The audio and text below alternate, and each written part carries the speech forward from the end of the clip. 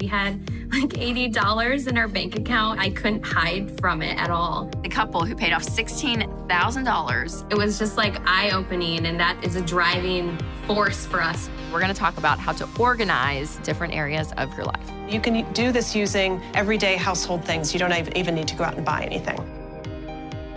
All right, you guys, it's a very uncertain time right now because of the coronavirus and everything that's being affected, whether it's your health or your money. The world is it's insane right now. It's crazy. But one thing is true, that I believe in the American economy enough to tell you that we are going to be okay. I promise. We are going to be okay. There is hope still when it comes to your money. Now, there are things that we cannot control, what goes on statewide or in Washington. There's a lot of things that we can control. And what we can control is what happens in our homes and our personal finances. So making sure that we don't make decisions based on fear, but on facts. But as recordings go, we recorded this a few months ago before the coronavirus pandemic. It all began, all the craziness, you guys. I just still cannot believe the world we're living in, but that's reality.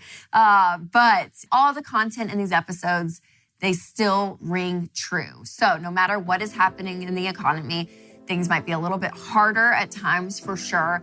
But I hope this content brings you hope. I hope it brings you life. And I hope it brings you some really great tactics to help you with your money. So here's today's episode. Hey everyone, welcome to another episode of the Rachel Cruze Show podcast. So glad that you're here. So in this episode, we're going to talk about one of your favorite things, spring cleaning. Yes, not just spring cleaning, but spring cleaning your budget. I'm going to talk to someone who cleaned up their budget and their whole life by paying off $16,000 in just 9 months. And I've partnered with Women's Day to show you some fun ways to keep your life organized, which Lord knows I need. So let's dive in. I know a lot of people think of a budget as something that limits freedom.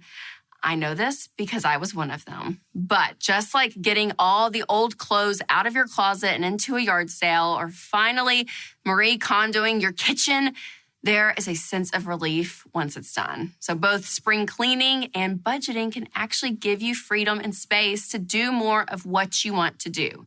So here are 3 tips for spring cleaning your budget. Number 1, tackle one area at a time. Just like when you clean out your house, it's easier to pick one small room to get started and go after it.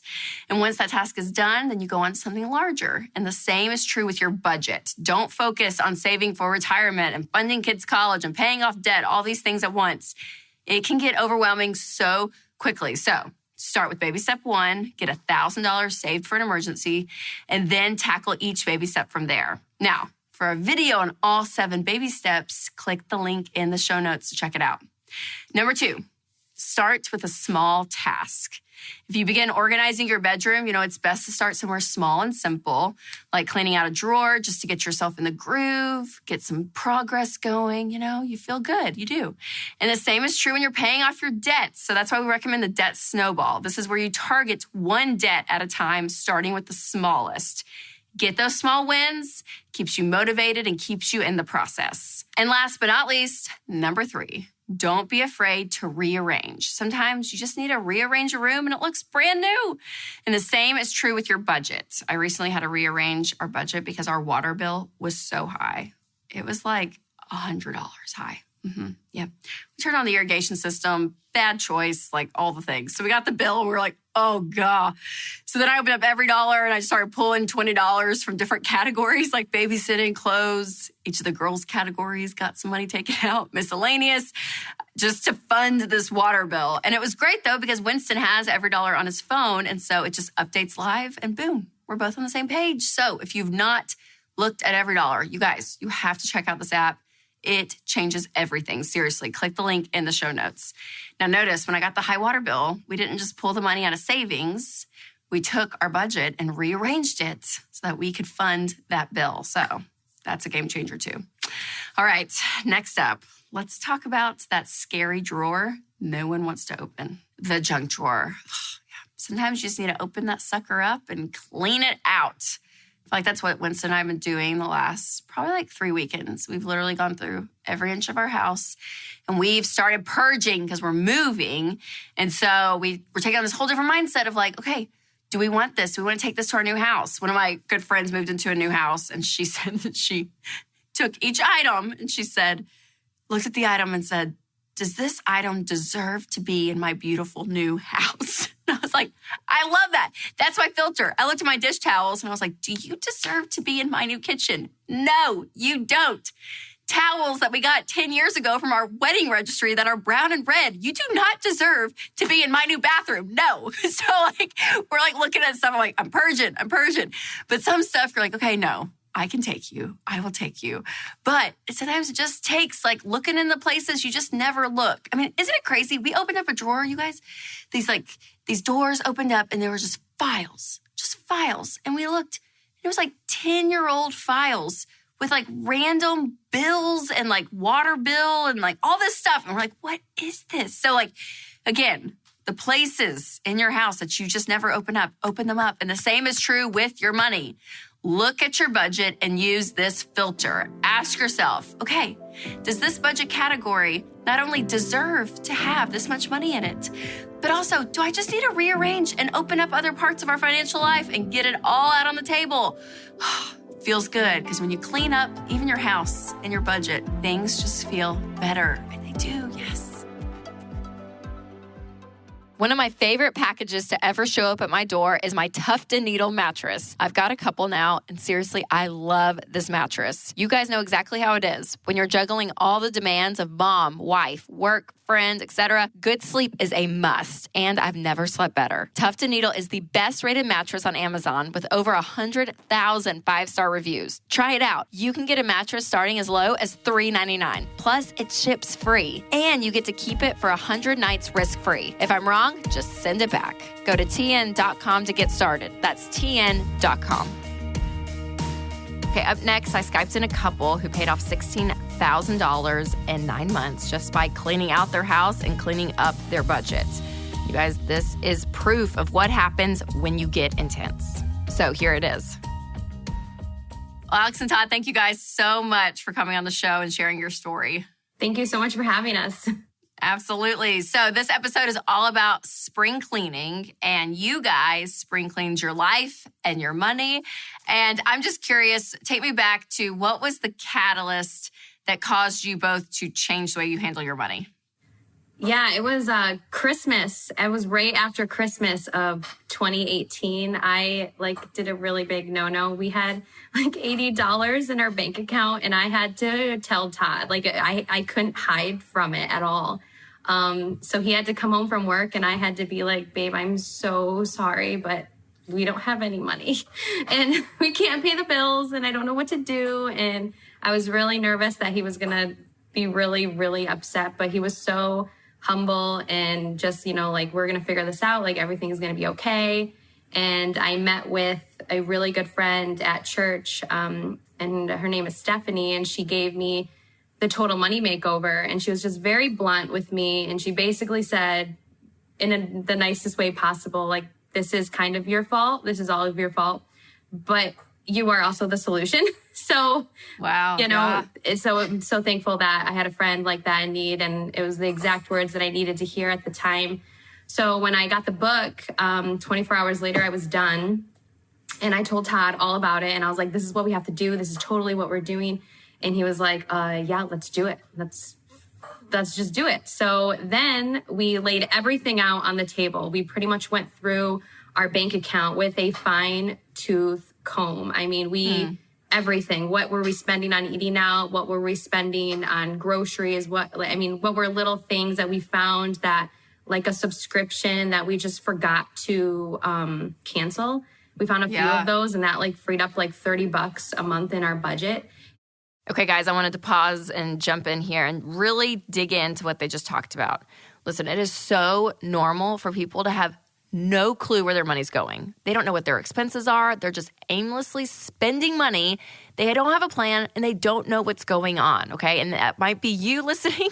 If it is, I do not mean to shame you. I just need you to wake up and realize you are never going to win with money if this is your habit. If this is how you spend money, you guys, you are never going to get in control. And so really going through your bank account with a fine-tooth comb, just like she said, and understanding, okay, this is where our money's going, and then making a budget and saying, okay, this is where we actually want our money to go, that you're being proactive instead of reactive. And this is so, so key. I mean, you are not going to win with money if you're not on a budget. And when you're doing the budget, you guys, throughout the month, make sure you're tracking your transactions. I really recommend Every Dollar Plus. Get that because it does it automatically for you. It brings in your transactions to your account. If you don't do that, then keep receipts, write things down, track your transactions. The more control you have over your money, the faster you are going to win. So, just need you all to hear that. Okay, let's get back to the call. So you guys, I mean, it was really out of kind of this desperation, you would say, like $80 left. Yeah. And it was like, something has to change. Okay, Todd, what did you think when you came home from work and she's like, listen, this is our reality. This is what's happened. What did you say? What were you thinking? Like she said, we both knew that something needed to change. And I knew that, and I knew that freaking out wasn't really going to help anything. So, I just said we need to figure this out. We can figure it out together, but we've got to make a change here. But you guys really worked as a team, you would say. Like you guys kind of locked arms, because where before it was more you, Alex, doing all the money stuff, obviously, because Todd wasn't aware that there was only $80 left. So you guys worked though more as a team, would you say, on the other side of it? Oh, yeah. I mean, now we sit down together and we're literally doing a budget together. And it's just funny that we're talking about spring cleaning, because the week afterwards, when we talked about the plan and how we were going to do the plan, and Maria Kondo came up with her tidying up episode. Oh, yeah. And I watched it in the whole house. Everything that either A, did not bring me joy, or B, we have not used, was getting sold. And Todd actually came home from work one day and all of his clothes were in a pile on our bed. And I was like, I need 2 garbage bags. I don't care what is going, but I need 2 garbage bags. And Todd likes to hold on to some things. So he actually had 3 garbage bags. He had 2 that were, okay, you can get rid of / sell. And then he had a small Walmart sack of camp shirts from when he was a kid that he had to keep, but that don't fit him. But they're going up in my man cave. Todd, I'm with you. I have college sorority shirts that I'm like, it's near and dear to my heart. I get it, Todd. I get it a little Absolutely. bit. I don't get it, but I put them in a bag very nicely, folded them, and now they're in it. We call it the Todd tote. So Hilarious. But yeah, we sold everything. And so how much money did you make from selling all your stuff? Because we tell people, sell your stuff to pay off debt, fund your emergency fund, everything. I would say it was around $500. It funded like half of our emergency fund.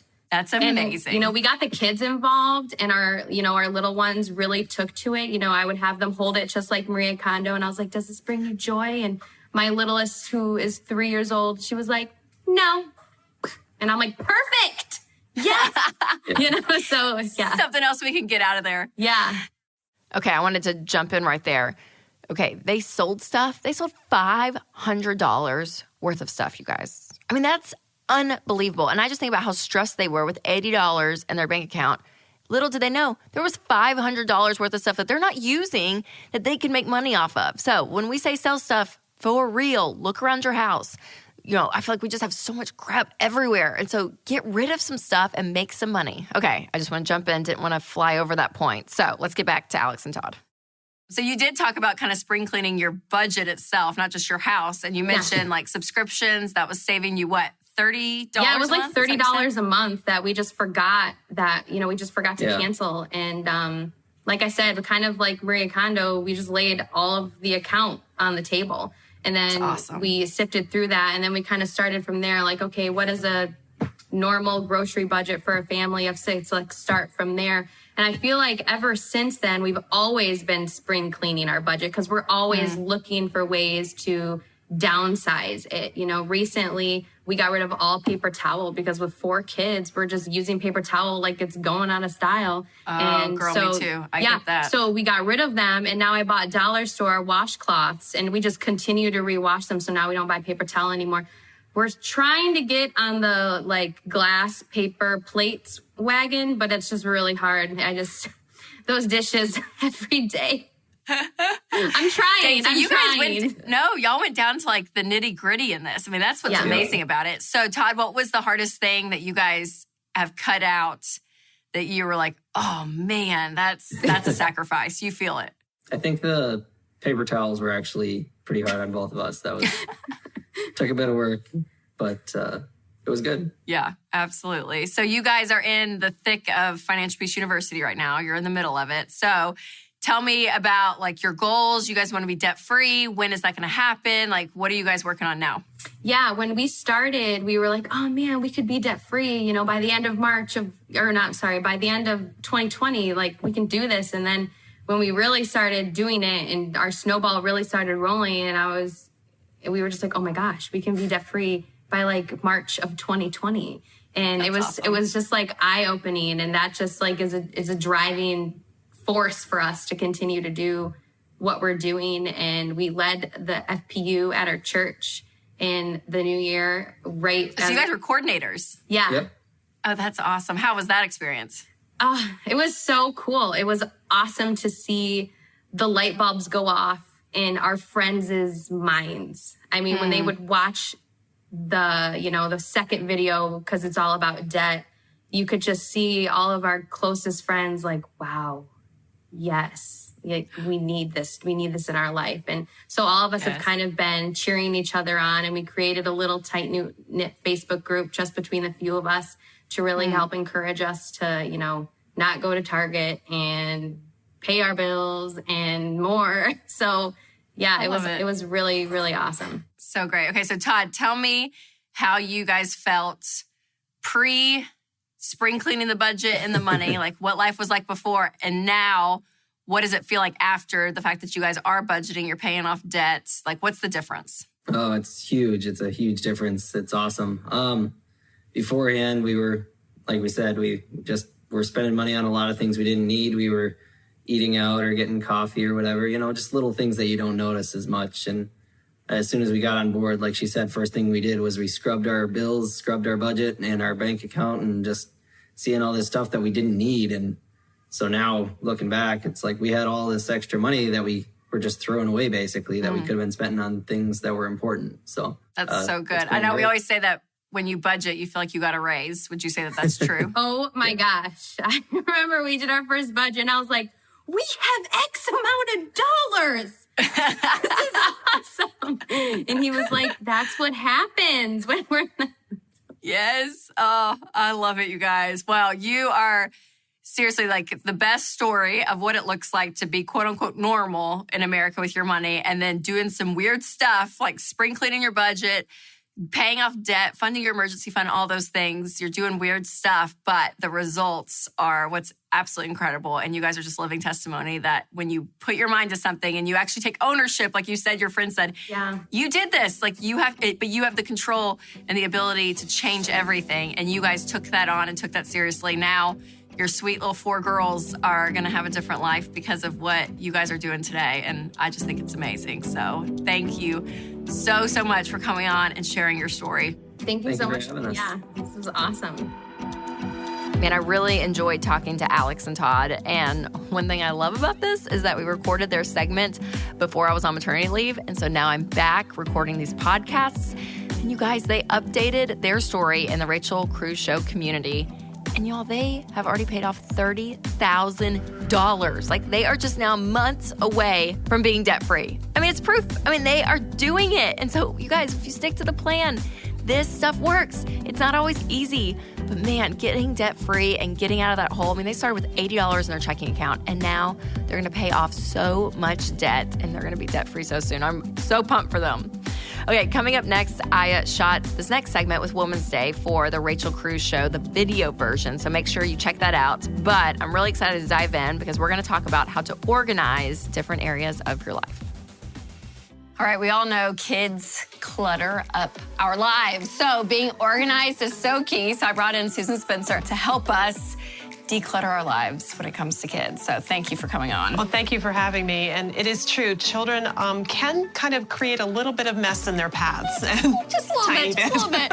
So we actually have 3 areas that we're gonna declutter. And so the first one is here, and a playroom, which is just adorable. So playrooms, it's like the black hole of toys, is what it feels like at times. Right, and even though it's a black hole, that doesn't mean that you can't put some semblance of order in this. Yes. And we've come up with some really fun ways to do this, and you can do this using everyday household things. You don't even need to go out and buy anything. Let me show you a couple of ideas.